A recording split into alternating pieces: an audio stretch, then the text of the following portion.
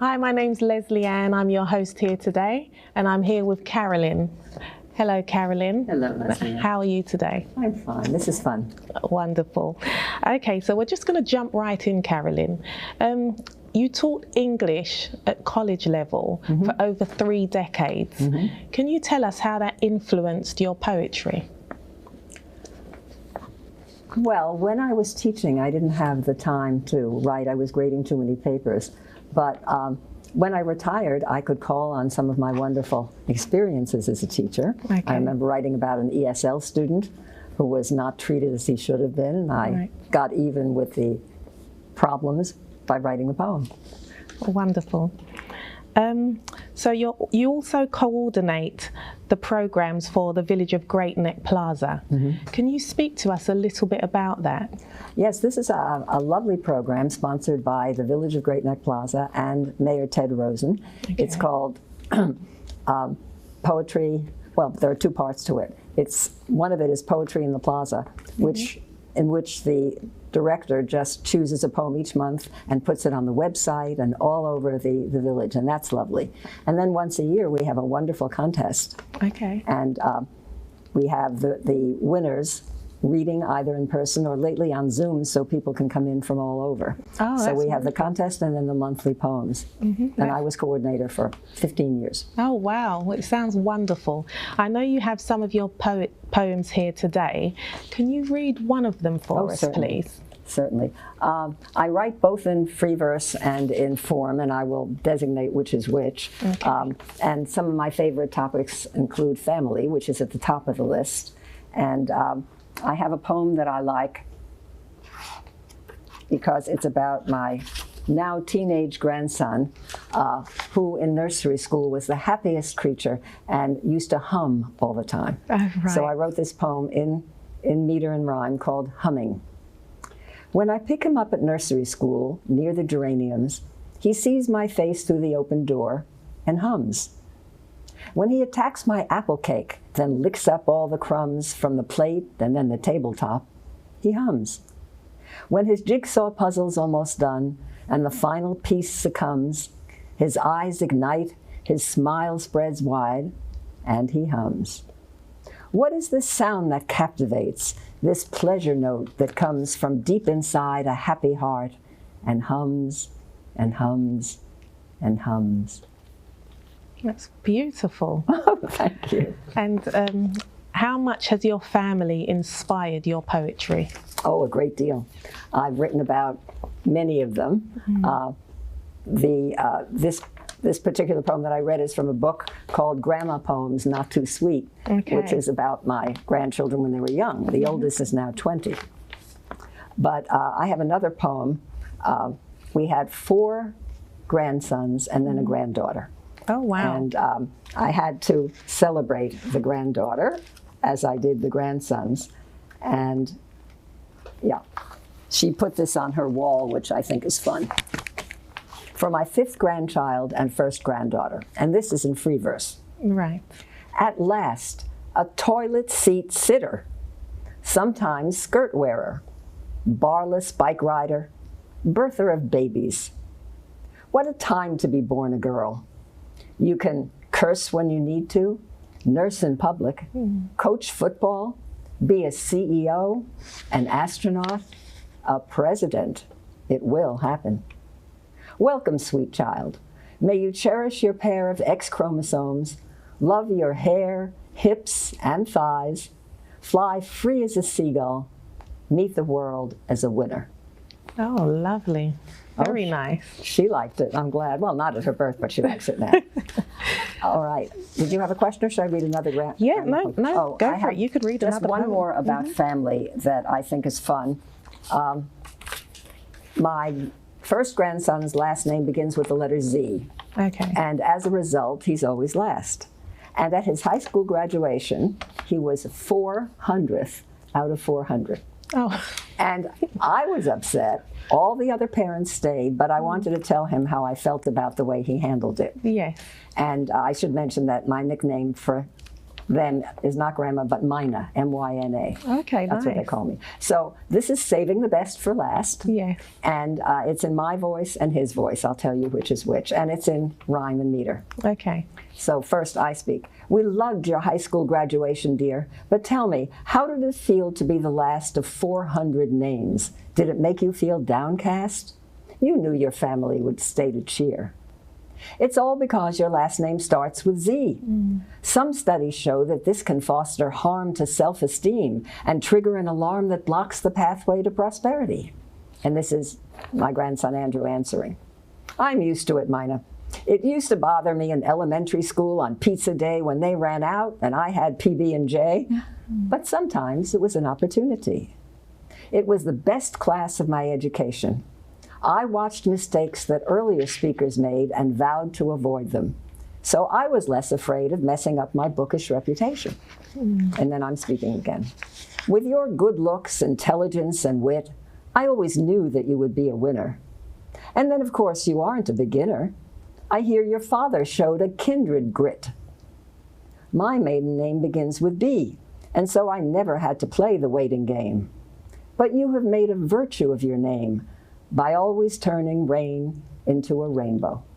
That's beautiful. Thank you. It's very nice. That's fun. Yeah. It's fun writing about family, and this time I wrote about my grandkids, who are fun. And what did your grandson think of that poem? poem? He loved it.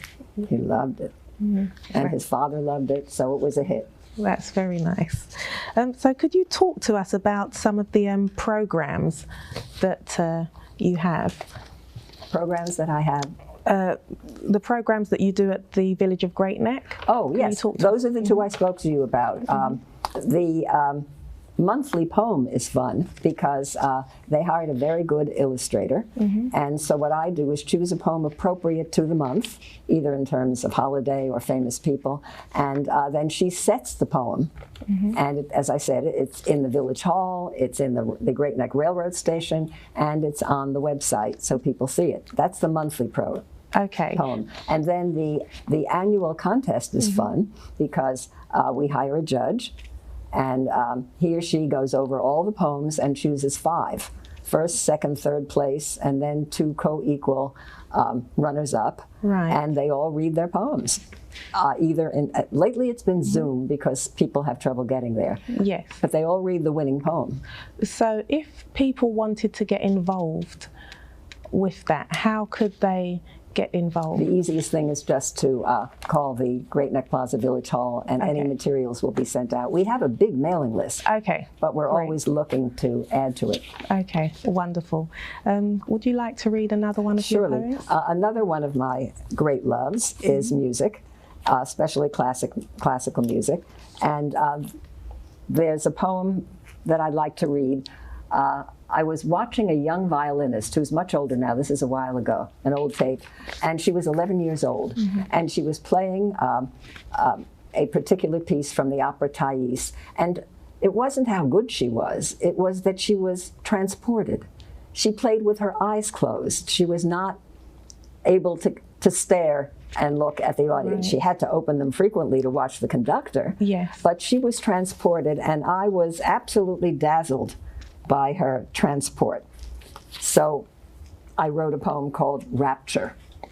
And her name is Masha Mershon. And what she played was a solo from Massenet's opera Thais.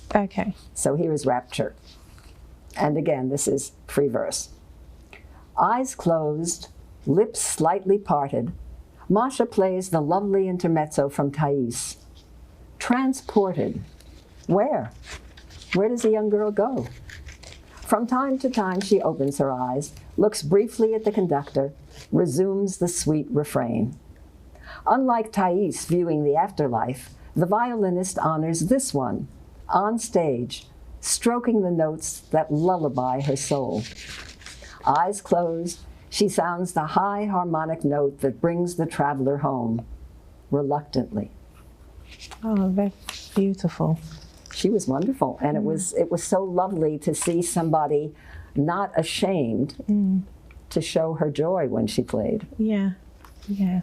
So I got a big kick out of that. Okay, let me just see, because yeah, before I go to my next topic, do we have time for one more poem about music? Of course, yes. Okay. You know, we read about the lives of great artists and great musicians, and we find that so many of them, of the lives, were cut short. I mean, from diseases that had no cures at the time. Yeah. And one of my favorite classical composers is Franz Schubert, who died before he was 32 years old, one of the youngest. Yeah. And it always bothered me because he didn't live long enough to see his great music performed, a lot of it. So I decided I was going to ask him to make a curtain call. Okay, this is, let me make sure I have it. There it is. Okay, I should say that he is currently, talk about posthumous fame, he is buried in the Garden of Honor section of the Central Cemetery in Vienna, where he lived. And he is surrounded by Beethoven, Brahms, and Johann Strauss II. Oh, wow. So here I am talking to him as he takes his imaginary curtain call. And this is in rhyme and meter. Herr Schubert, it has always troubled me that you were cheated of the accolades due the giant of music that you were because you dared to die before you were 32. So I'm calling you now to take a solo bow for all the posthumous fame of your success. That you never heard these glorious notes performed is an outrage, shouting forte for redress. Some enjoyed some of your lieder, but where was the concert hall for your great symphony in C, till Schumann found it 10 years after your death, then Mendelssohn conducted it reverently. Tell all the great composers who surround you, Beethoven first, the one you most admired, that your music is performed worldwide today, led by those your unfinished symphony inspired. Tell them of fans who weep to your Ave Maria, hum to your Trout Quintet, played everywhere now. Give Brahms your thanks. He edited your work. Herr Schubert, we salute you.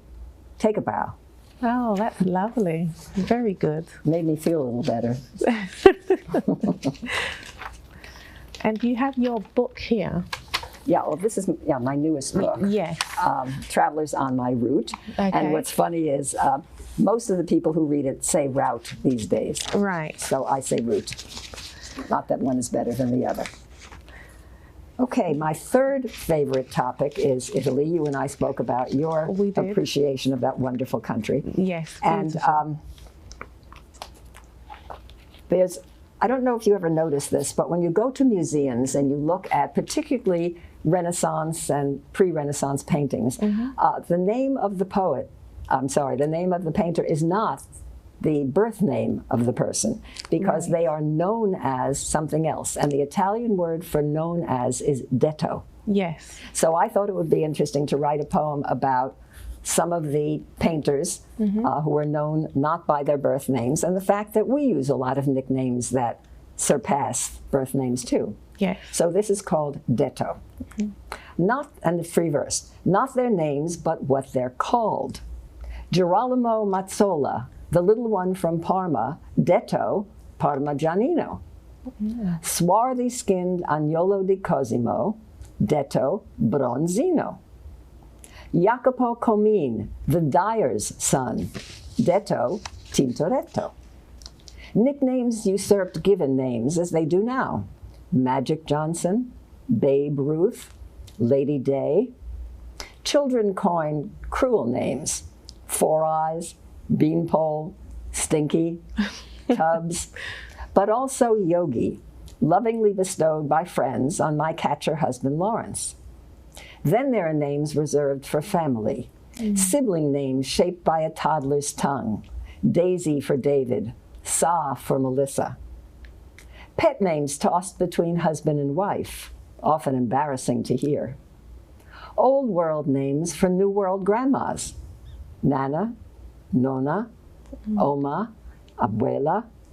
Passwords for insiders who alone can tell the story. That's beautiful. Thank you. Well, detto is an important word if you're interested in art. Yes, yeah. Speaking of Italian words, another one, which I mentioned to you before, and I love the sound of it, is the word sprezzatura. And I'll just spell it. It's S-P-R-E-Z-Z-U-T-U-R-A. No, S-P-R-E-Z-Z-A-T-U-R-A, sprezzatura. And what it means, really simply, there are fancy definitions, it really means making something look easy, even if it's the hardest dance, the most complicated poem, making it look easy. Well, you've definitely made this interview look easy. Oh, aren't you sweet? Thank you. Anyway, so here is, let me see what page it's on. It's in the other one. It's in this book. And let's see. Here, we got it. Okay, I might take 1 second just to give you Sure. Castiglione's definition in the courtier, because his is very elegant. And in English it reads, sprezzatura, to practice in all things a certain nonchalance which conceals all artistry and makes whatever one says or does seem uncontrived and effortless. That's even better than making it look easy. Yes, definitely. Okay, so this is also in rhyme and meter. Sprezzatura. DiMaggio had it, so did Fred Astaire. The dazzle of a sweet swing, the appealing insouciance of a dancer on the ceiling, the absent strain, the unassuming flair.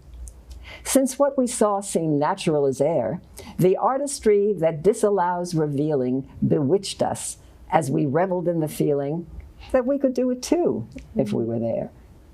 But elegance has shriveled into cool, the fashion model pouting into space, disdainful glances from the clique at school.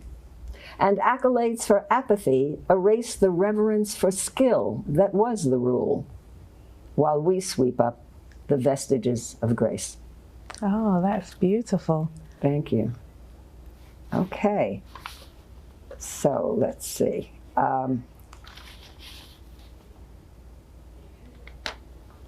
All right, I have 3 more. Shall I do all 3 or just one of them? What do you think? Yes, I mean, you could do, let's try 1 or 2 for now. Okay. And see how we do for time. Okay, good. Yeah. I mean, I finished my happy subjects, my family and music and Italy, but if you're a writer, you have to deal with the world. Of course. So I have a few on social ills. The first one, let's see, is this, and it's this page. Okay, it's called Judgment. Right. And it's in free verse. The shabby man enters our subway car. No life he begins, especially for children. A shelter is no shelter for a child. Mine are 6 and 3. Their mother is dead. He offers a plastic cup as he moves slowly, left leg slightly dragging. My 8-year-old grandson stares while his mother and I look away. Our stop stops his pitch, but my grandson's downcast face follows us to the street. Okay. Definitely food for thought, isn't it? Yes, yes it is. And I have one more. Yes, we okay. can. This one, yeah, I couldn't end on that one. It's too sad, right? So let's see. Yes. Most people know Jonathan Swift's wonderful satire, A Modest Proposal, in which when he was dealing with the starvation in Ireland, and he suggested that if the parents ate their children, there would be no problem, right? And that was to show how vicious the government was with regard to this. So I wrote a modest proposal of my own, not nearly as grand, but mine is about a solution to extravagance and unnecessary show-offness, if there's such a word, among wealthy people. All right, and I should say that in Renaissance Italy, and even before, sumptuary laws, that was what they were called, luxury or sumptuary laws, were imposed to restrict extravagance in dress and social behavior. That was true. So here's a sonnet, end with a sonnet. When Venice published sumptuary laws, the nobles were aghast. How to parade one's station lacking velvet and brocade, and how to tell the eagles from the daws. We need such legislation now because of reigning plutocrats who are afraid that every protest is an ambuscade. We need an edict that will give them pause. I offer not admonishment, but tweaks. Raccoon instead of sable. Cheap Bordeaux. 9-carat gold with zircons. No antiques. 3 bathrooms in a penthouse. Escargot with beans instead of cognac. Roasted leeks. So simple to improve the status quo. Bravo, bravo. Thank you. Well, thank you very much for coming in today. You are so welcome. This was fun. Thank you. I'm glad you enjoyed it. I do. Thank you. I'm your host, Leslie Ann Samuel, and we're going to go across to our next segment now. Thank you.